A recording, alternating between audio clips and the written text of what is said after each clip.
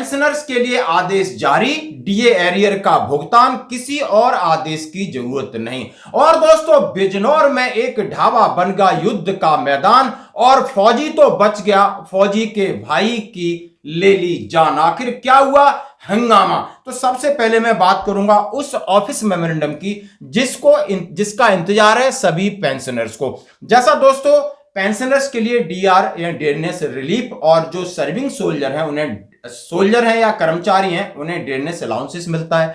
Dearness allowances का letter जारी हो गया है। उस लेटर के संदर्भ में कहा है कि जो डेयरनेस अलाउंसेस है उसके लिए डिफेंस अपना सेपरेट लेटर निकालेगी, लेकिन पेंशनर्स को चिंता करने की जरूरत नहीं है। पेंशनर्स यानी डेयरनेस रिलीफ के लिए आदेश 8 अक्टूबर 2025 को जारी हो गया है। हम आपके साथ शेयर करेंगे आखिर किस किस के लिए एप्लीकेबल है और क्या क्या इन्होंने शर्तें दी हैं कि आपका एरियर तुरंत भुगतान का आदेश उन्होंने दे दिया है। और देखिए इस ऑर्डर की कॉपी जिसमें लिखा है government of India, ministry of personnel public grievance, pensioner department, pension and pension welfare की तरफ से सीधा निकल गया।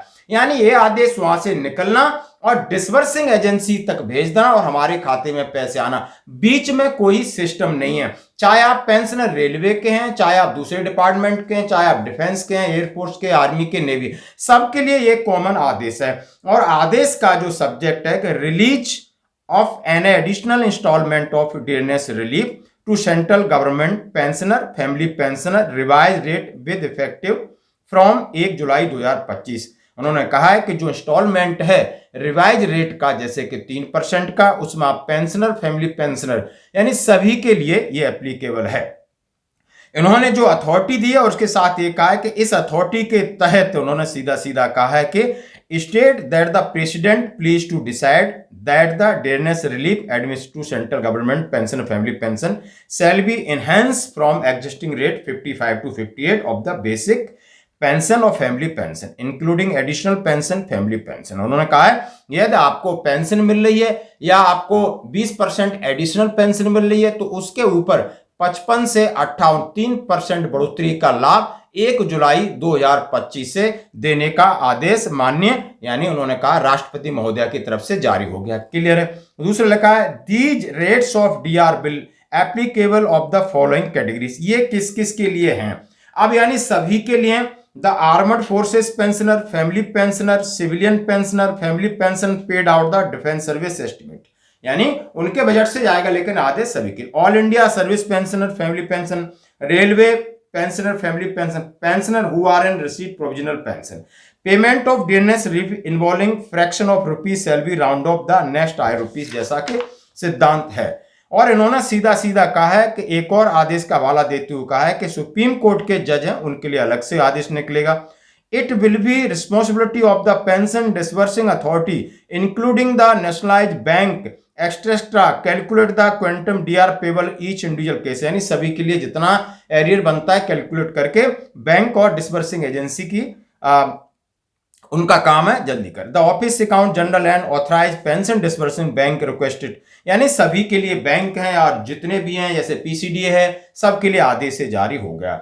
In so far as the person serving Indian audit account department are concerned, यानी सभी के लिए आदेश ये जारी हो गया है। अभी आप देख सकते हो कि ये अब आपके खाते में एरियर कभी भी आ सकता है, यानी आज तारीख हो गई है 10, आप समझ सकते हो 3 या 4 दिन में आपके खाते में एरियर आएगा और बढ़ी हुई पेंशन के साथ जो अक्टूबर का आ गया यानी जुलाई अगस्त सितंबर का। ये है पेंशनर्स के लिए, डिफेंस पेंशनर है, फैमिली पेंशनर है, जिसको एडिशनल पेंशन है, सबके लिए एप्लीकेबल है, यानी ये सेपरेट ऑर्डर है 8 अक्टूबर का आपके लिए।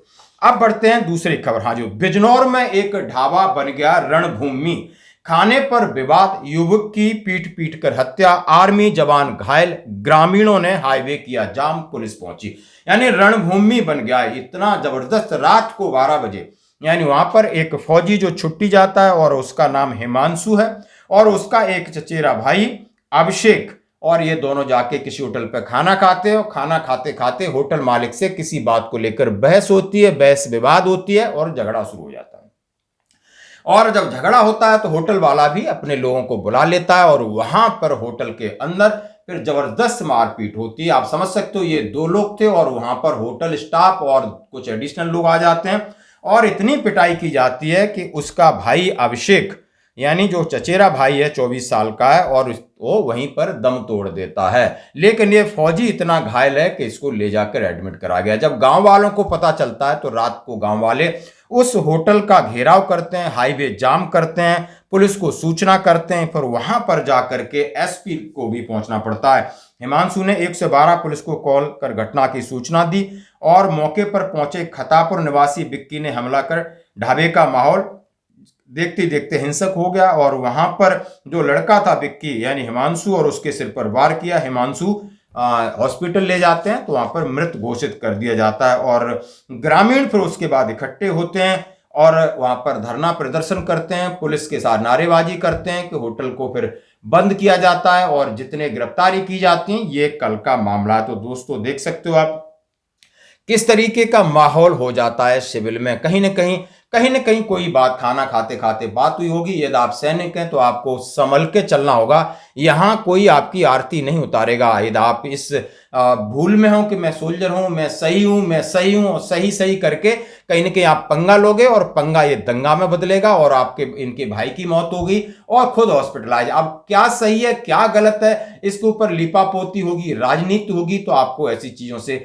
बचना होगा। मैं बार बार कह रहा हूं यहां पर आपको आपकी भावनाओं को कोई नहीं समझने वाला है कि आप कितने सच्चे हो, कितने सच्चे देशभक्त हो। यहां तो पर एक चीज एक मोमेंट क्रिएट हो गया और उसको आप शिकार हो जाओगे। धन्यवाद।